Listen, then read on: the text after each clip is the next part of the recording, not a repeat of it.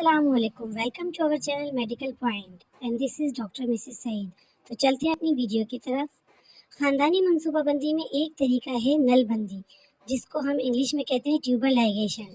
ये एक मुस्तकिल तरीका है। एक दफ़ा ऑपरेशन हो जाए तो फिर मज़ीद बच्चे पैदा नहीं हो सकते। औरतों के ऑपरेशन को नलबंदी कहते हैं, यानी कि ट्यूबर लाइगेशन कहते हैं, और ये एक मामूली ऑपरेशन है। अगर आप हमल की फ़िक्र से मुस्तकिल तौर पर आज़ाद होना चाहती हैं तो ये नलबंदी आपके लिए मुनासिब है।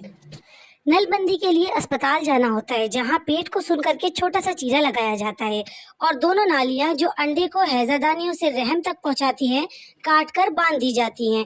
इस अमल से औरत का अंडा और मर्द के जरसूमें आपस में नहीं मिल पाते, लिहाजा हमल नहीं होता।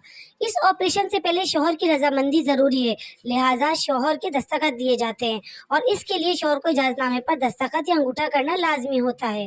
खानदानी मनसूबाबंदी के ऑपरेशन के बाद औरत जल्द ही रोजमर्रा के कामकाज अंजाम देने के काबिल हो जाती है।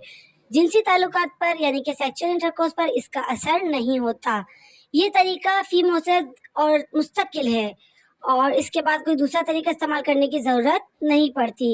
इस ऑपरेशन को करने के लिए किसी तजर्बाकार डॉक्टर का होना ज़रूरी है और एड्स या दीगर जिनसी बीमारियों से नहीं बचा पाता।